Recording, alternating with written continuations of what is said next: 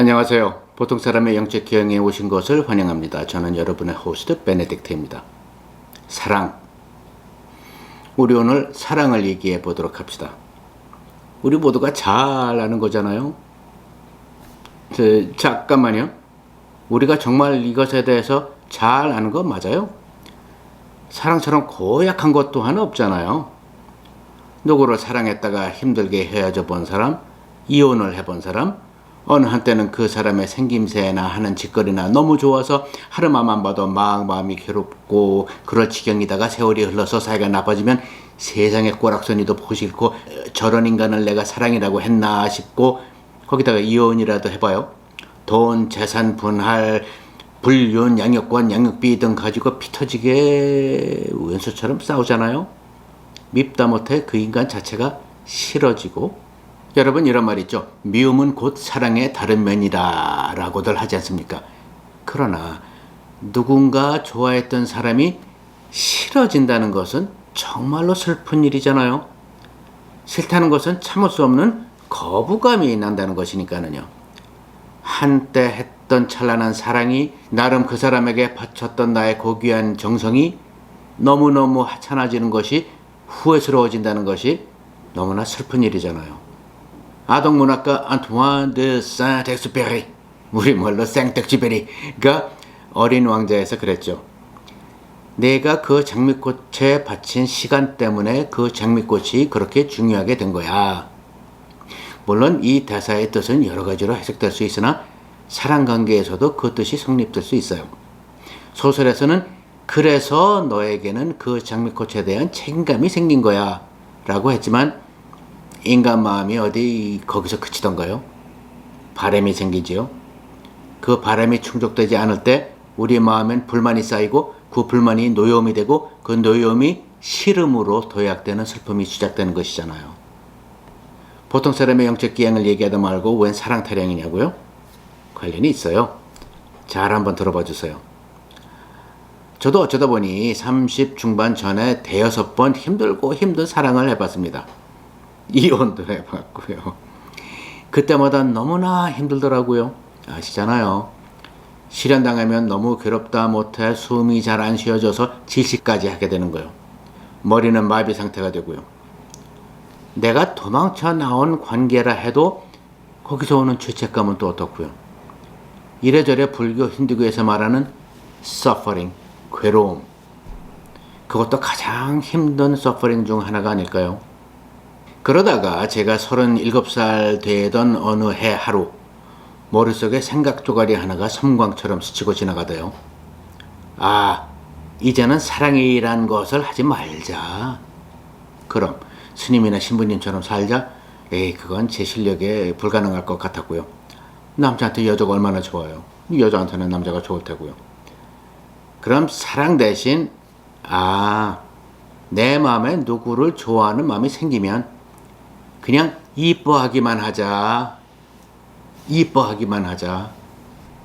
바로 이런 생각이었습니다. 이뻐한다고? 뭐 강아지 이뻐하는 것처럼? 인간을 대놓고 놀고 있네 싶으시지요? 맞아요. 강아지 이뻐하는 것처럼요. 젊었을 때 어린 조카 있어 본 분 계시죠? 얼마나 이뻐요. 무슨 짓을 해도 이쁘죠? 얘는 아무리 어린애라 그래도 왜 내 사랑을 받고 사랑을 돌려주지 않을까? 싸가지 없게 시리. 가슴 아파. 내지는 내가 지 아이스크림을 10번이나 사줬으면 지도 나한테 뭔가 좀 해야 되는 것 아니야? 그러지는 않죠. 그냥 조건 없는 일방적인 사랑이지요. 네, 강아지를 이뻐하듯이 어린 조카를 이뻐하듯 이뻐하는 것을 내게 다가오는 여자에게도 하자라는 것이었습니다. 즉 조건 없는 일방적인 바람 없는 이뻐하는 마음을 그냥 줘버리자 였던 것이죠. 그래 봐서 나의 이뻐함을 받고 좋아하면 행복한 것이고 버거워하고 싫어하면 그냥 이뻐함의 표현을 잠가버리면 되는 것이고 조건 없이 바람 없이 한 거니까 나 자신도 아플 일이 좀 적을 테고요. 그때 제가 37세 되던 해라 나름 성숙해져서였었는지 아니면 조건 없이 바람 없이 일방적으로 이뻐하기만 한다는 것이 원래 가능한 것인지는 잘 모르겠으나 그 후로는 이게 좀 되더라고요. 즉 간단히 정리해보면 사랑 마이너스 조건 이꼬르 이뻐함. 조금 다르게 표현해보면 사랑 마이너스 바람 이꼬르 이뻐함이라는 방정식입니다. 내가 너를 사랑하니까 넌 딴 남자에게 눈도 돌리지 마. 나는 몸은 망쳐가며 열심히 돈을 벌어오니까 너는 집안일이라도 잘해야지. 내 가족 쪽은 뭐 이 정도 되니까 너네도 그 정도는 해야 되지 않겠어? 내가 너에게 화내고 지랄하지 않으니까 너도 나한테 나긋나긋하게 좀 굴어야지 등등. 다 조건이잖아요. 바람이잖아요. 즉 사랑이란 것은 조건부 계약입니다. 데이트를 시작하면서 약혼식 결혼식을 앞두고 변호사 앞에 가서 계약서 쓰고 서명하기는 좀 거시기 하니까 법이 알아서 그런 관계를 교통정리해주고 그 조건적인 룰과 관계 설정을 따르겠노라고 계약서에 서명하는 것이 혼인신고고요. 그 결혼관계가 나빠지면 그렇게 법이 정해준 조건 및 관계를 바탕으로 처절하게 싸우는 것이고요. 저는 바로 이 굴레에서 탈출하고 싶었던 겁니다. 한 15년 됐나요? 내 인생의 콩깍지라는 드라마 기억하십니까? 소유진 씨 나오고 박광현 씨 나오고 소유진 씨 너무 이쁘고 귀엽고 박광현 씨 너무 꽃미남이시고 저는 정말 재밌게 봤어요. 그런데 이 콩깍지가 문제 아니겠어요? 이 콩깍지가 유효기간이 있다는 것은 우리 모두 잘 알잖아요. 뇌과학자들에 의하면 아직 과학도 무엇이 이 격렬한 현상을 촉발시키는지는 아직 잘 모른대요. 그러나 뭐 예를 들어 좋아하는 코 모양, 어느 추운 날 건강해 보이기에 홍조를 띤 볼따구니, 향수도 안 발랐는데 나는 향긋한 살냄새, 눈에서 뿜어져 나오는 카리스마, 나긋나긋한 말투, 하느적 세련된 몸놀림 등등. 뭐가 촉발하는지는 모르겠으나 이 콩깍지라는 현상이라는 것은 일단 촉발이 되면 뇌에서 호르몬과 케미컬이 막 분비가 되어서 사람이 반 바보가 되면서 상대방이 막 좋아지는 거라고 하잖아요. 이 현상이 너무나도 아름답고 슬프고 드라마틱하고 가슴 저리고 등등 해서 인류가 쓴 소설과 그린 그림과 부른 노래의 적어도 대다수는 사랑 타령일걸요. 그런데 이 콩깍지 현상이라는 자연현상이 왜 있는 걸까요? 왜 있긴 왜 있어요. 정신이 혼미해지고 판단력을 잃어가지고 일단 섹스부터 먼저 해서 애를 낳으라고 있는 거죠. 그래야 종족이 유지가 되고 인류의 생존이 보장되지 않겠어요. 여러분 잘 아시는 것처럼 우리 눈썹이 왜 눈 위에 있습니까? 아래에 있지 않고.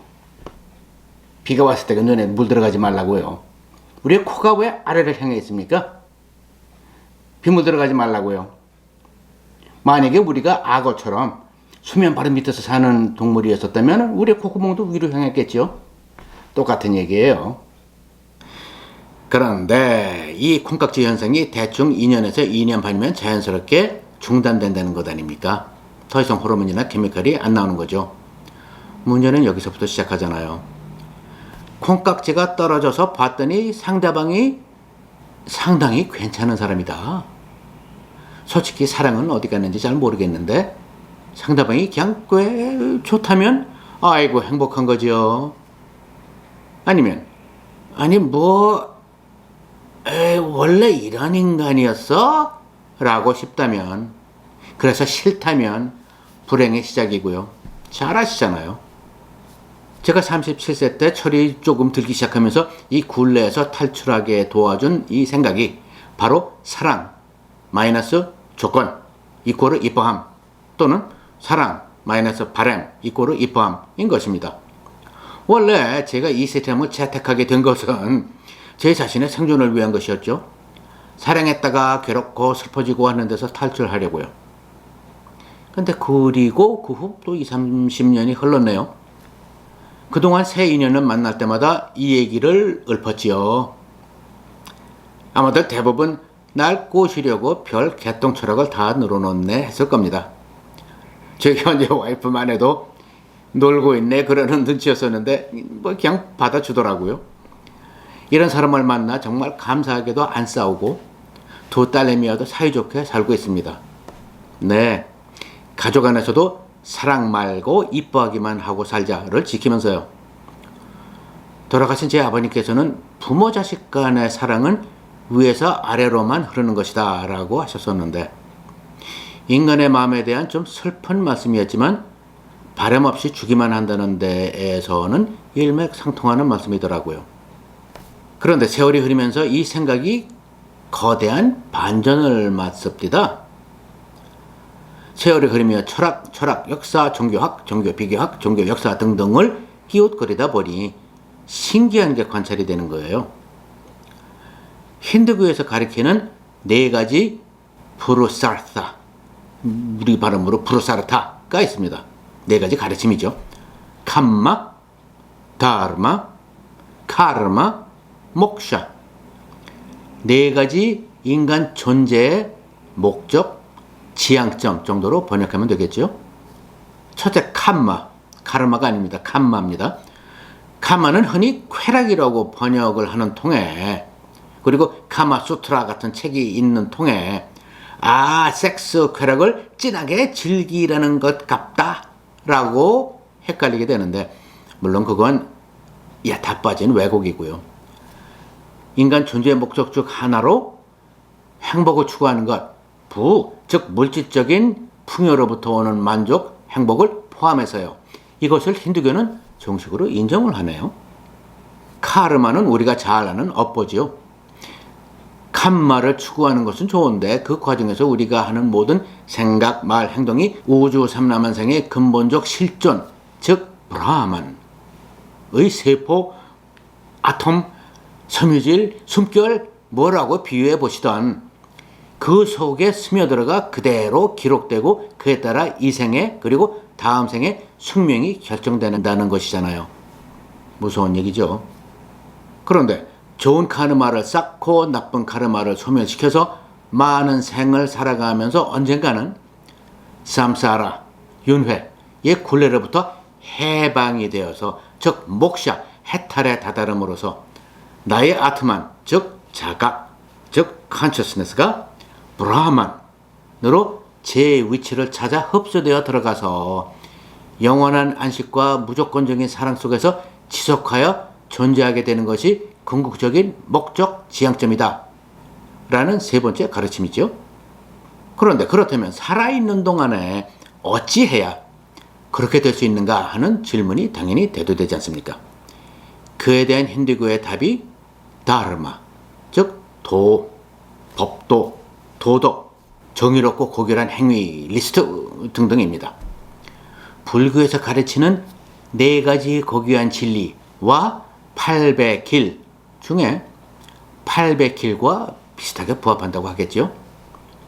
그런데 좀 더 따르기 쉽도록 이 다르마를 한마디로 한번 정리해달라고 하면, 적어도 아드바이타 베단타, 우리말로 비이원론의 원리 가르침이라고 하대요.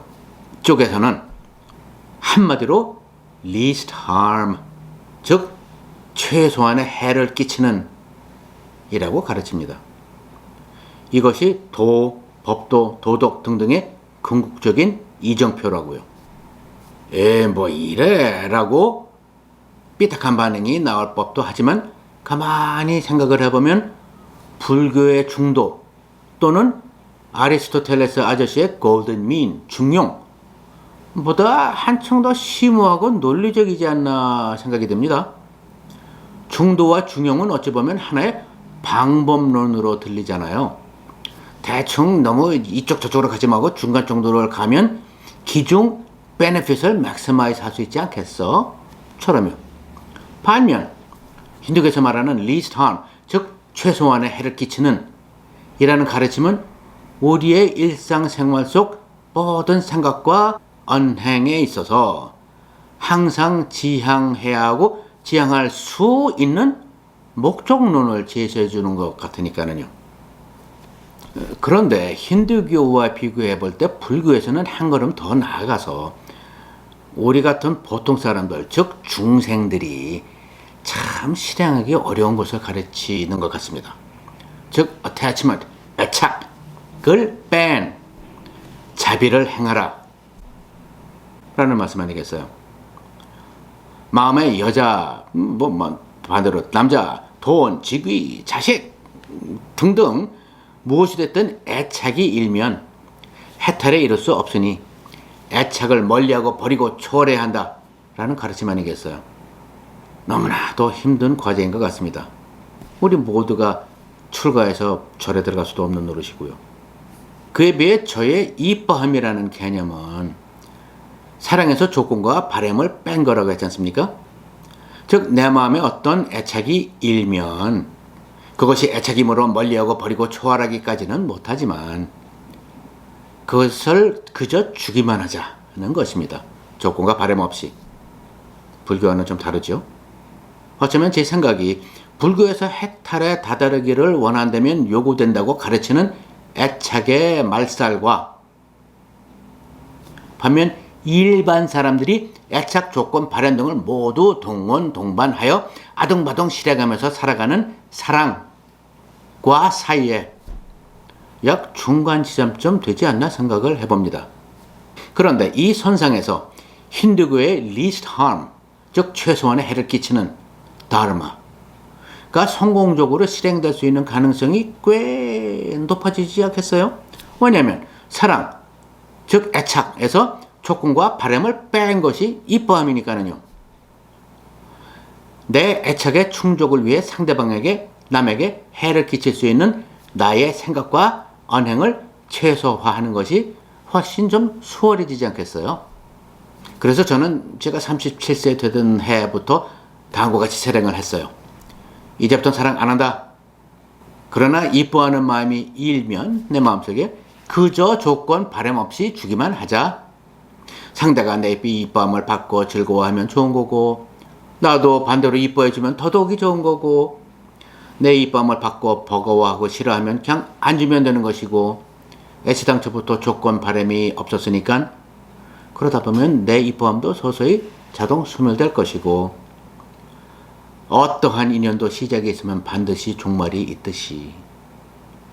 그리고 이제 대충 짐작을 하시겠지만 저희 이뻐하는 마음 작전은 여자를 상대로만 한 것이 아니고요. 모든 인간, 즉 여자, 가족, 친지, 친구, 동료로부터 시작하여 돈, 부, 출세, 야망 등 모든 분야로 파급되어 나갑니다. 사실 그러다 보니 저는 돈도 많이 못 벌고 출세도 별로 못했는지는 모르지만은요. 젠장. 여러분 최근 싫다는 여자를 스토킹하다가 지하철역 화장실에서 칼로 찔러 죽인 사건이 있었죠. 불쌍한 여자 하나를 괴롭히다 못해 처참하게 죽이고 자기 인생도 영원히 망쳐버리고 조건 바램을 떨쳐버리지 못한 대표적인 예인 것 같습니다. 한국의 속담 또는 표현들 중에 제가 정말 싫어하는 것들이 있습니다. 언젠가 한번 제가 그 리스트를 한번 쭉 말씀드릴게요. 이것도 정말 경멸스러워요. 그 중에 하나가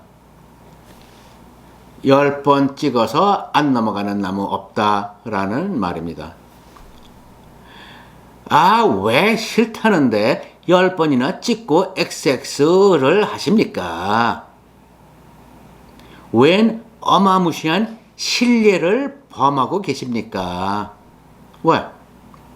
대한의 쾌남이 좋다는데 한번 하자는데 일개 아녀제가 감히 거부하니까 결국 안 돼요 할 거면서 조건과 바램을 뺀 사랑 이꼬르 이뻐하는 마음 손 여자 꼬시기 위한 멘트인지 말도 안 되는 개똥 철학인지 아니면 혹시 뭔가 있는지 한번 생각해 보시라고 오늘 감히 설명을 드려봤습니다. 감사합니다. 다음 주에 뵐게요.